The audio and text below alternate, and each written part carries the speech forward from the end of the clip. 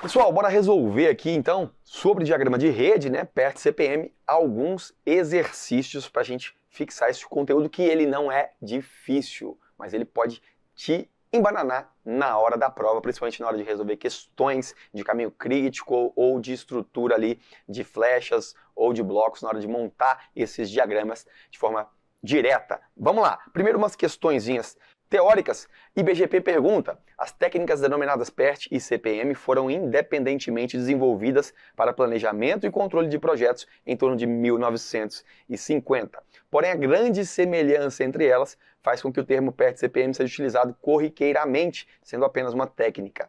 Com relação às técnicas PERT e CPM, assinale V ou F.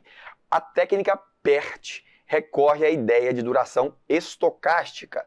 Duração estocástica aqui, gente, duração probabilística. Exatamente. A técnica PERT tem exatamente essa particularidade de considerar durações ali otimistas, mais prováveis e pessimistas. Portanto, estocástica foi só um termo diferente para probabilística, né?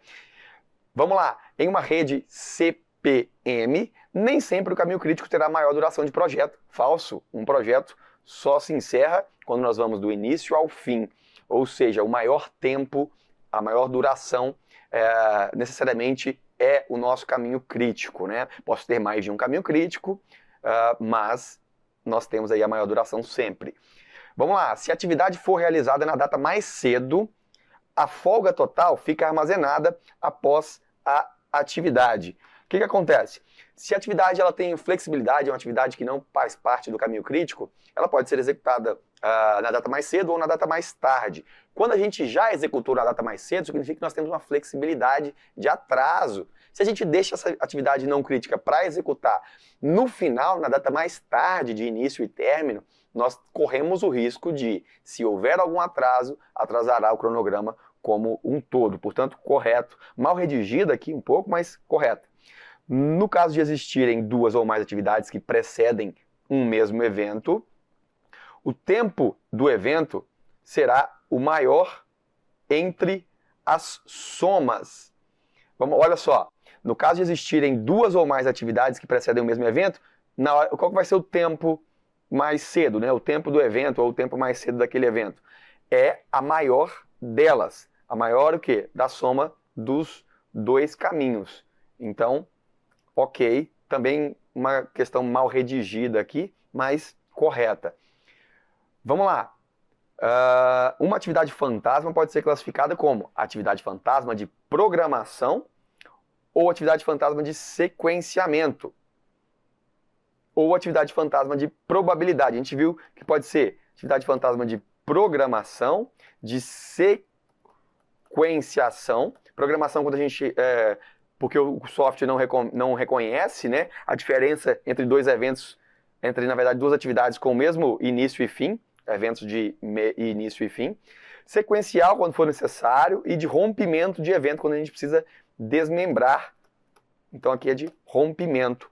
Falsa, aqui ela fala que é de programação correta, sequenciamento e probabilidade, aqui seria rompimento de evento. Portanto, aqui, VVFA é o nosso gabarito. Os diagramas PERT e CPM foram, muito utilizados no planejamento e controle de obras, permitem que sejam indicadas relações lógicas entre as inúmeras atividades e que seja determinado o caminho crítico. A grande vantagem de se representar a lógica de um projeto por meio de um diagrama de rede é que a leitura e o manuseio de rede ficam muito mais simples de entender. Uma vantagem enorme. De modo geral, há dois métodos de construção do diagrama de rede. O método das flechas, também chamado de ADM, e o método dos blocos, também chamado de PDM. Às vezes a gente vê aí NeoPERT, né? Também como essa nomenclatura. Pelo método das flechas, uma atividade. Veja, método das flechas. O que acontece? Temos ali os eventos que não consomem tempo, que não consomem recurso, simplesmente são marcos temporais, e temos as atividades aqui, né? Então, no método das flechas, o que é a atividade? É um ponto no tempo, um instante no tempo? Lógico que não. Não possui duração? Claro que sim, a atividade geralmente está aqui, ó. 3 dias, por exemplo, possui duração. São recursos, mão de obra, material, equipamentos, que podem ser atribuídos a ela. Opa, aqui está correto, né? São recursos que podem ser atribuídos para ela. Uma atividade, na verdade, não é que são recursos, mas no método das flechas, a gente coloca ali mão de obra, material, equipamento, naquela atividade, né, a ela atribuída com a sua respectiva duração. Não possui recursos falsos, esses demais são atributos de quê? De eventos e não de atividade. Sobra para a gente aqui a letra D. Também uma questão da FCC não muito bem redigida quando a gente lê aí as assertivas. Dando sequência com relação ao planejamento e controle de obra. Vamos lá. Quando há 2 atividades entre 2 eventos consecutivos, então tem um evento A, tem um evento B, tem aqui 2 atividades. Veja bem, é necessário inserir uma atividade fantasma tracejada para facilitar a representação gráfica. Na verdade, para possibilitar, né, o CESP deu isso como correto. Por quê? Porque aqui o programa não reconheceria, então teria que fazer um evento A, um evento B e um evento C. Daí sim, a atividade de A para B é uma atividade dita como fantasma, já que A e C, ou seja, eventos de início e fim, só podem representar uma atividade e não 2, como eu havia ilustrado. Na construção de uma rede é frequente o uso de atividade fantasma ou operação imaginária para identificar a dependência entre operações. Exatamente um mecanismo aí de representação, as 2 assertivas estão corretas. Vejamos essa questão da CESP também. Durante a construção de uma edificação em uma estrutura de concreto armado, o fiscal da obra percebeu que determinadas vigas biapoiadas eram compostas de barras longitudinais de aço e de maior diâmetro na parte superior da seção reta da viga e de menor diâmetro na parte inferior. Devido à necessidade de correção da armadura, o refazimento do serviço determinado pelo fiscal durou 5 dias úteis, mas o impacto no prazo de conclusão da obra foi de apenas 2 dias úteis de atraso. A partir da situação hipotética, julgue o item subsequente. A atividade refeita tornou-se parte do caminho crítico. Ora, se impactou no prazo final da obra, significa que ela é uma atividade crítica. Veja, a atividade atrasou 5 dias e o projeto em si demorou para concluir mais 2 dias apenas. Então significa que essa atividade ela tinha uma folga, né, de 3 dias, então ela não era inicialmente crítica, mas se tornou parte do caminho crítico. Portanto, assertiva correta. Durante a concretagem de uma estrutura de um prédio, o concreto usinado chegou já com a pega iniciada. Como a concretagem fazia parte, olha essa informação, do caminho crítico, do cronograma de execução, o engenheiro dessa obra determinou o lançamento do conteúdo somente após aumentar a dosagem de massa na água. A dosagem de água na massa. Tecnicamente aqui, vamos dizer, né? Horrível. A gente pode aplicar água complementar na hora que a gente recebe o concreto. Agora, água suplementar acima do dosado, a gente já viu, pela norma de execução de estrutura de concreto, é proibido. Mas vamos lá. Com o intuito de garantir a trabalhabilidade, falou uma historinha mentirosa aqui, e manter o cronograma sem atrasos. A respeito dessa situação hipotética apresentada, julgue o item.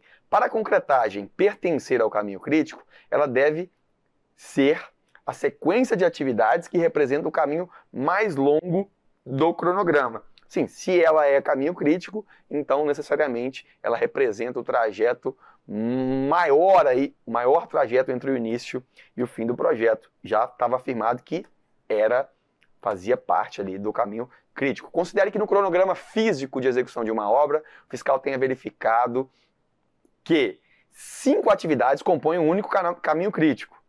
Nessa situação, caso não haja nenhuma ação corretiva, a conclusão da obra poderá atrasar se somente todas as atividades críticas atrasarem? Falso. Apenas a última atrasar? Não. Se no mínimo uma das atividades atrasar, ok. Se uma delas atrasar, já determina o atraso, já que faz parte da atividade, faz parte do caminho crítico.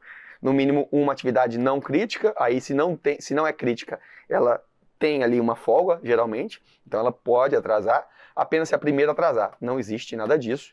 Gabarito letra C.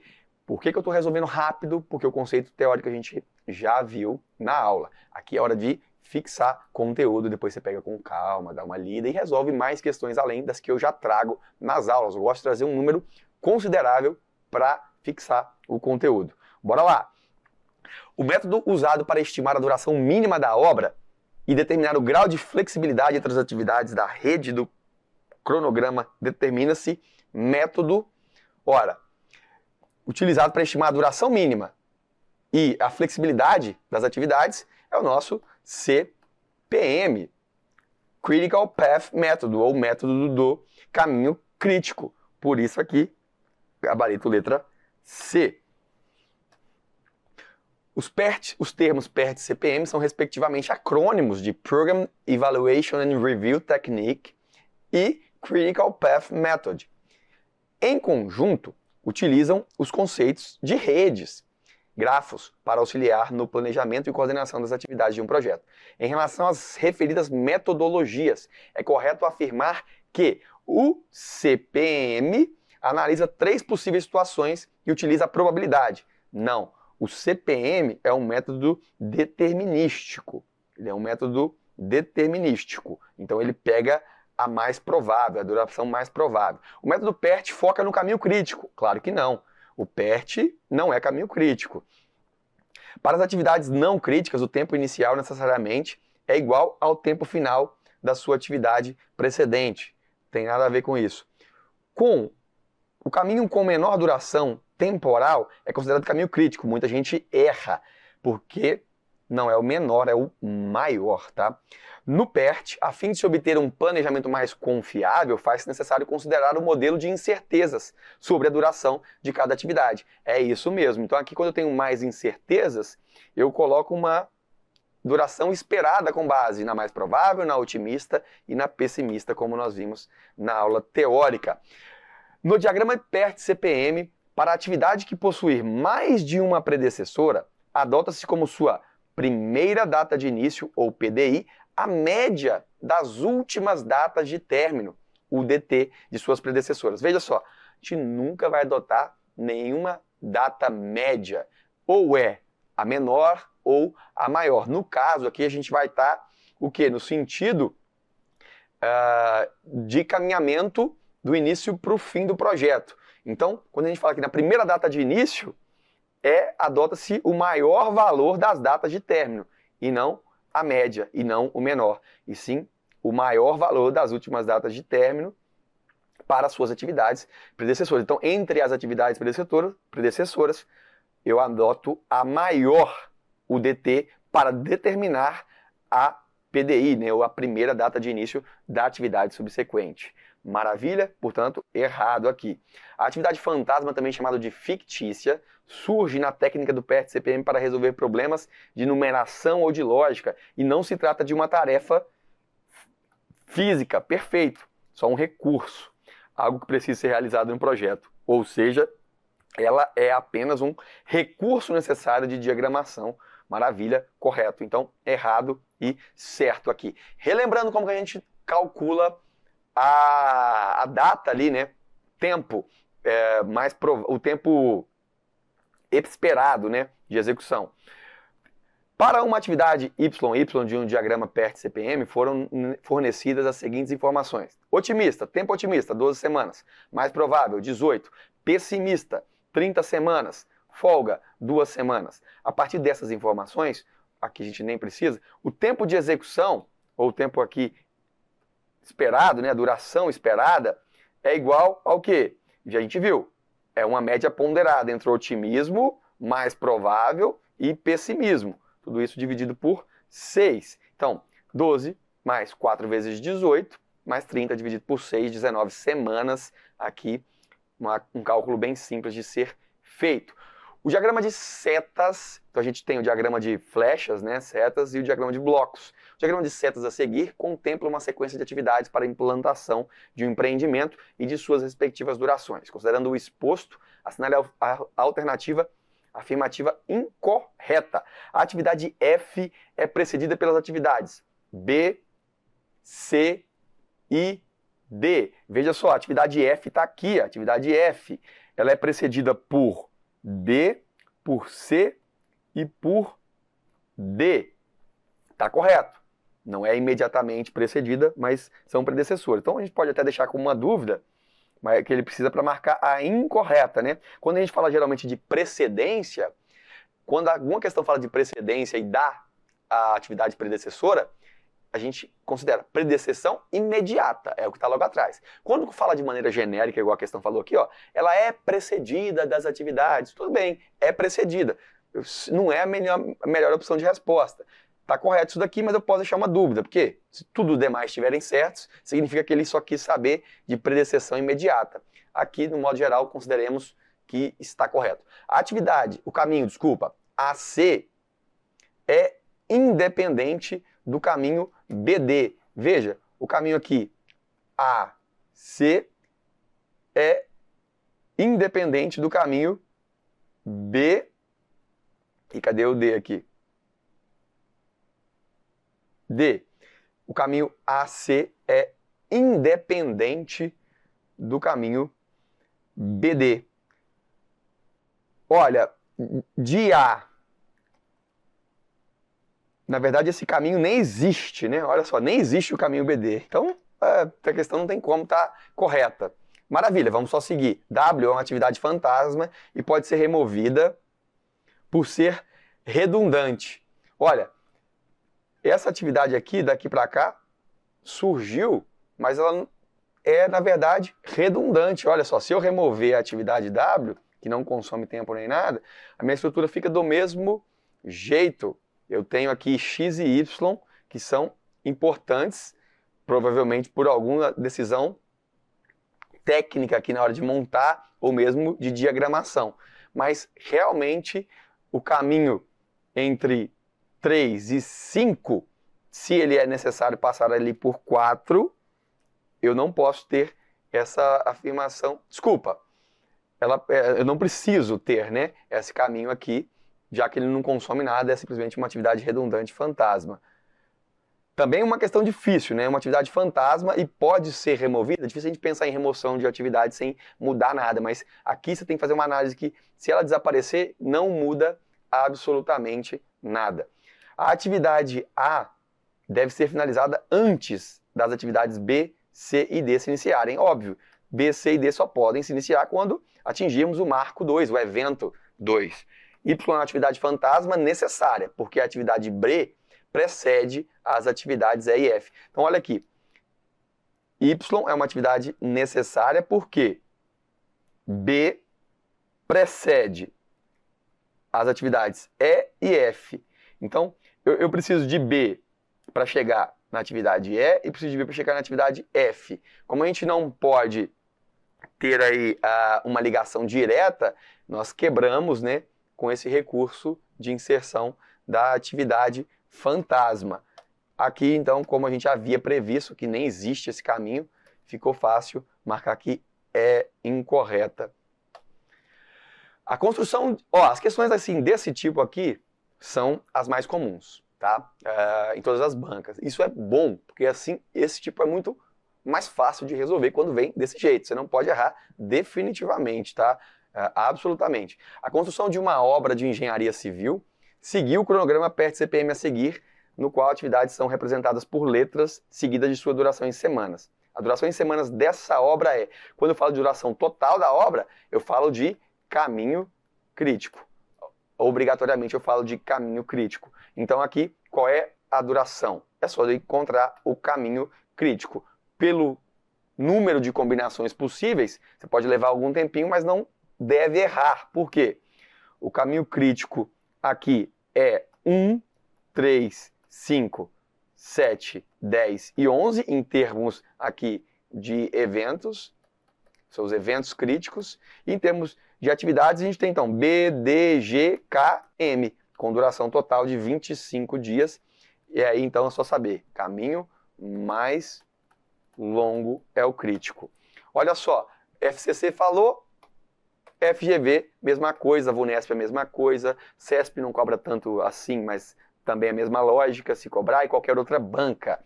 O caminho crítico dessa rede é, veja o número de possibilidades. Então, sugiro muitas vezes você pegar e fazer 0, 10, 40, 60, 80, 0, 10, 0, 10, 40, 60 direto e 80. Então eu vou aqui, ó, 8 com 18, 26, né? Se eu não errei a conta, tá aqui 9 mais 9, 18, com 4, 22, com 4, 26. Então eu vou fazendo assim, ó, chego aqui a um número, chego aqui a um número, chego aqui a um número, chego aqui a um número. É até mais rápido muitas vezes. Vocês vão ver que aqui o caminho crítico, na verdade, é a letra E. 0, 20, 60, 70, 80. Se eu não errei a conta, são 7, 13, 20, tá aqui, 7 com 13, 20 com 10, 30 com 8, 38 dias. Vamos lá. Agora, outro modelo de questão quando você precisa elaborar essa estrutura. Qual que é uma dica? Eu gosto mais de fazer pelo método das setas, porque eu tenho mais habilidade, embora uma vantagem do método dos blocos seja que ele é mais fácil, na minha opinião, até por questões de concurso que a gente faz previamente, acho que as setas fica mais fácil. Dica, pega o evento que não tem predecessor e pega o evento que não tem sucessor. Isso daí já marca o início e o fim do meu diagrama de flechas. Então aqui, quem não tem precedência nenhuma é a atividade, vamos lá, né? Desenvolva o diagrama de rede, né? A rede PERT CPM, a partir das informações apresentadas na tabela abaixo. E assinale a alternativa que apresenta a duração do caminho crítico correto. Então isso aqui para nós é a nossa atividade. Então, atividade. Se a gente fala de atividade aqui 1, então eu tenho o evento inicial, vou chamar aqui de evento A, para não misturar os números, coisa muito comum, e o evento final, vou chamar aqui de evento, sei lá, Z. Ora, a atividade que não tem precedente está aqui, locação de obra, atividade 1, vamos chamar que isso aqui é atividade 1. Então, daqui para cá, atividade 1, que dura quantos dias? 5 dias. Então já posso colocar aqui, ó, atividade 1, que dura 5 dias. Cheguei no meu evento, no meu segundo evento. Eu sei que no final, qual é a atividade que não tem sucessor? Muito provavelmente aqui, ó, acabamento. Acabamento é a nossa última atividade, então eu sei que ela vai estar lá no final. E aí começo a brincar com o meu diagrama. Não é tão simples, mas você vai vendo. Olha, para fazermos aí a execução de fundações, que é a nossa atividade 2, depende da 1. Predecessor aqui, 1. Então, beleza, eu saio daqui com minha atividade 2, que leva, neste caso, duração de 10 dias.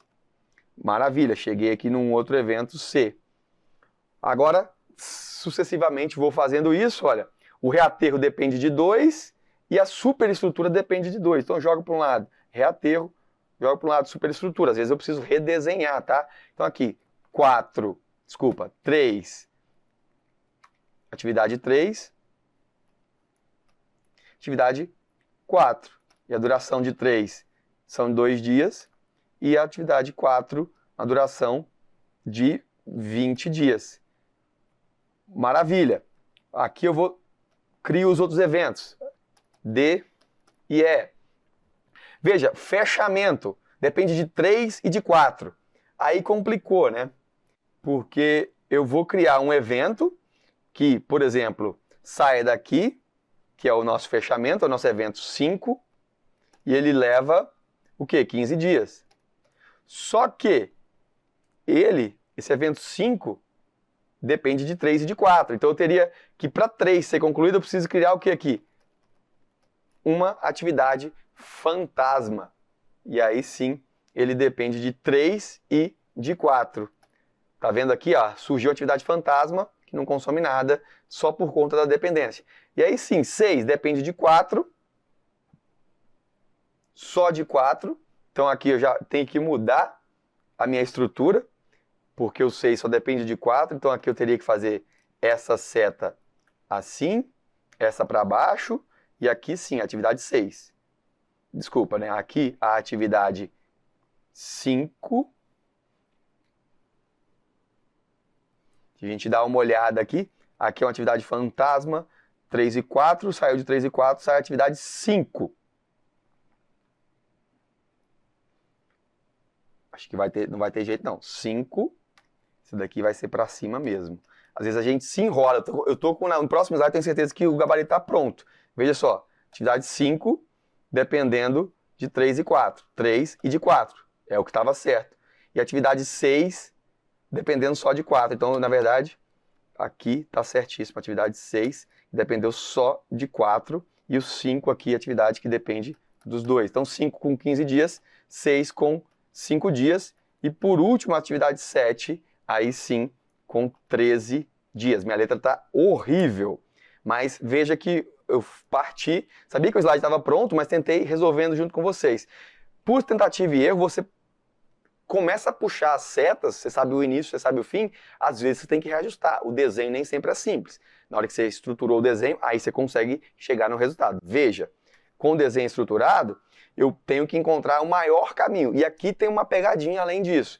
Se eu seguir todos os caminhos e esquecer que a atividade fantasma pode fazer parte do caminho crítico, como se ela não existisse, se ela não existisse, eu só teria o caminho de baixo e o caminho de cima.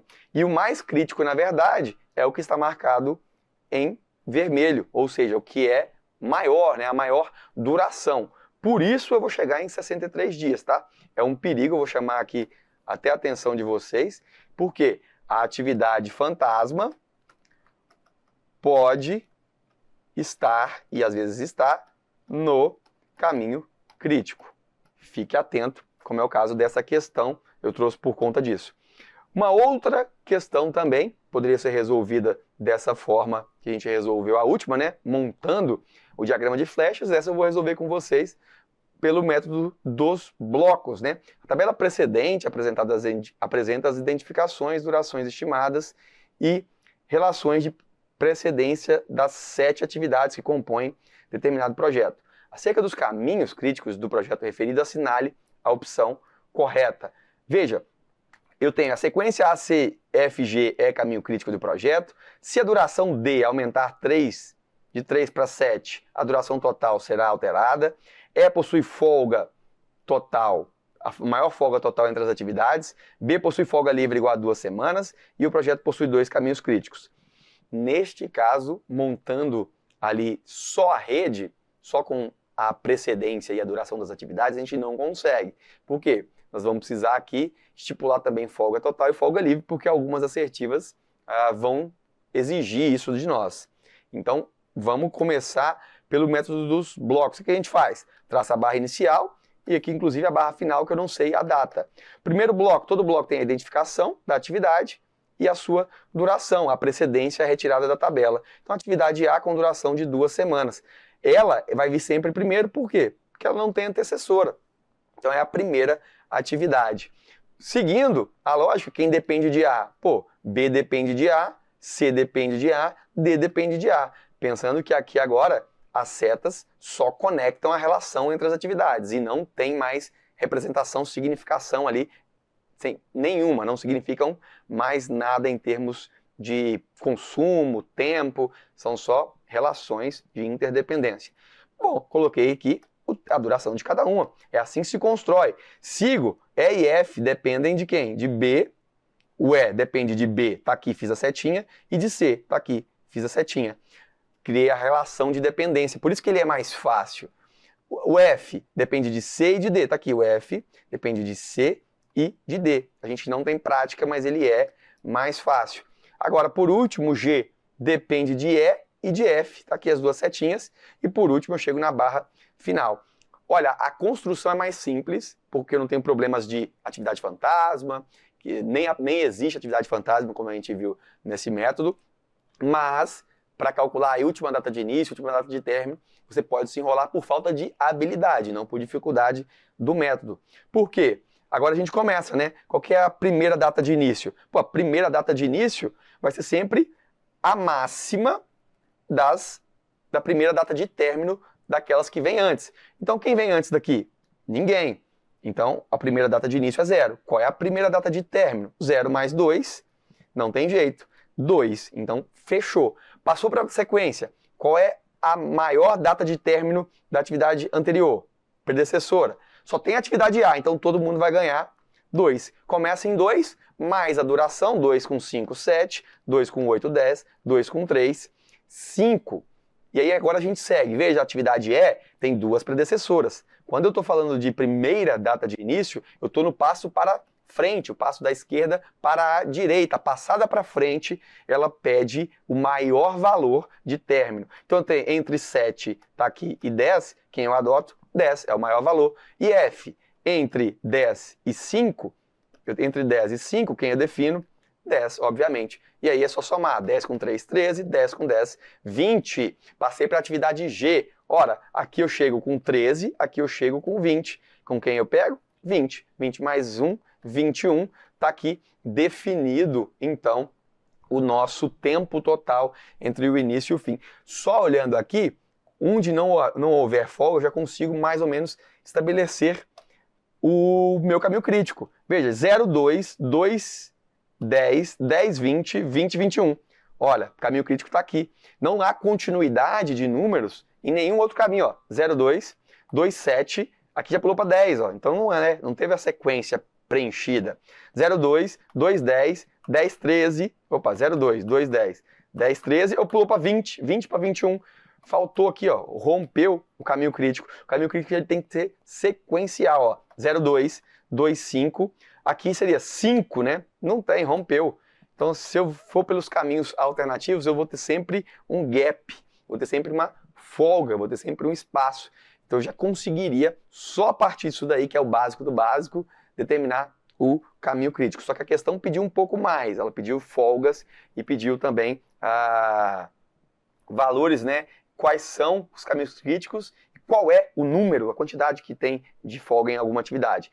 Então agora eu vou passada, ó, conseguiria responder porque ACFG, tá aqui, ó, ACFG é meu caminho crítico. E coincidentemente ela disse, a ACFG é caminho crítico do projeto. Marque a correta, marquei. Mas imagina só se não tivesse na alternativa A, precisaria conferir o restante. E aí, para treinamento, vamos fazer a passada reversa. Aqui a gente define as últimas datas de término e de início. Por que chama reversa? Porque vem da direita para a esquerda. Então parte de 21, que é a última data de término. Ora, a última data de início é a última data de término, menos a duração. Tá aqui, última data de início. Maravilha. Quando eu for pular para um outro bloco, eu pego agora, na ida, na passada normal, é o maior valor. Na passada reversa, o menor valor entre as últimas datas de início da nossa atividade sucessora. Tá aqui, a última data de início da atividade sucessora está aqui. Então eu pego o menor, só que só tem uma, então tá aqui, foi para cá 20, foi para cá 20. 20 menos 3, 17, 20 menos 10, 10. Ora, agora vamos fazer a sequência dessa atividade B. Eu pego a última data de início da sucessora. Então aqui, última data de início, 17, foi parar aqui na minha última data de término. Nessa questão, última data de início, 17, última data de início, 10. Entre 10 e 17, eu pego a mínima. Então tá aqui, 10. Outra atividade, a sucessora, sua última data de início é 10, então eu marco a minha UDT, última data de término da atividade, como a mínima UDI das atividades sucessoras. Quando só tem uma, é só replicar. 10 menos 3, 7, 10 menos 8, 2, 17 menos 5, 12. Cheguei aqui agora, eu pego a mínima UDI. Eu tenho 12 por esse caminho, 2 por esse caminho, 7. Quem eu pego? 2. Óbvio, a mínima data. 2 menos 2, 0. Pronto. Fiz isso daí. Feito isso, gente, agora eu posso fazer para calcular a folga total.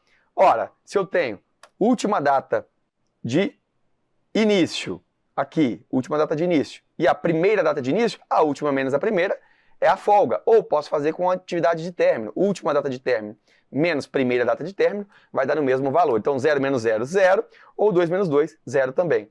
12 menos 2, 10, 2 menos 2, 10, ou 10 menos 2, ou 10 menos 10, 10. Ou 17 menos 7, também o mesmo valor, 10. 7 menos 5, 7 menos 2, 5. 10 menos 5, 5. 10 menos 10, 0. 20 menos 20, também 0. 17 menos 10, 7. 20 menos 13, Também 7. Tem que dar a mesma coisa nas duas formas. 20 menos 20, 0. 21 menos 21, 0. Folga total significa a folga que essa atividade, o quanto essa atividade pode atrasar sem impactar o fim do meu projeto, sem alterar o tempo total do meu projeto. E para encerrar, agora a gente vê a folga livre, que é quanto a minha atividade pode atrasar sem impactar as suas atividades, o início mais cedo das suas atividades subsequentes. Então agora ela não pode impactar o início da sua próxima, da sua atividade sequencial. Então eu preciso pegar o PDI, né, que é a primeira data de início da sua sucessora, e subtraio da primeira data de término minha. Aí assim eu encontro a minha folga. Ora, qual é a folga se eu tenho a PDI sucessora de 21, nós estamos pegando na última lá, menos minha primeira data de término. PDI menos primeira data de término, eu chego a 0. Folga livre, 0. Mais uma vez aqui na sequência. Se nós passarmos para uma outra atividade, vamos para a atividade E, por exemplo, para determinar a folga livre. Quem é a sua sucessora? A sucessora é a atividade G. Primeira data de início, 20. Menos a primeira data de término da minha atividade, 20 menos 13, sobrou 7. 20 menos 20, sobrou 0. E aqui agora a mesma coisa. Quem é a primeira data de início da atividade sucessora? Está aqui, 10. E essa outra atividade, 10. PDI menos PDT, que é a primeira data de término. Então, 10 menos 7, 3. 10 menos 10, 0. 10 menos 10, 0. 10 menos aqui 5, sobrou 5. Por último, nós temos a menor PDI sucessora. Quem é a menor PDI entre 2, 2 e 2? Acaba sendo 2, né? E a gente pega 2 menos os 2 aqui, 0. Preenchemos toda a tabela, tá tudo aqui definido, folga total, folga livre, folga total, folga livre. Agora eu encontro tudo que a questão me disser. Veja, é trabalhoso e, por sorte, incomum. Mas se eu precisar chegar em todas as folgas livres e totais, eu preciso seguir uma lógica de raciocínio. Se eu tentar resolver só olhando a tabela, vai ser impossível. E aí, olha, sequência ACFG, já sabíamos. Agora, se a duração da atividade D aumentar de 3 para 7 semanas, atividade D, de 3 para 7 semanas, a duração total do projeto será alterada. Olha, se ele tem folga total de 5 e ele está aumentando de 3 para 7, ou seja, está aumentando 4 dias, só vai consumir 4 dias da folga. Então, realmente é falso. Ele teria que atrasar 6 dias ou mais para impactar, porque em 5 dias ele ainda não atrasaria o projeto. A atividade E possui maior folga total entre as atividades. Folga total 7 dias. Veja que nós temos aqui a atividade B com 10 dias de folga total, portanto falso. A atividade B possui folga livre igual a 2 semanas. Atividade B, folga livre aqui igual a 3 semanas e não 2 semanas.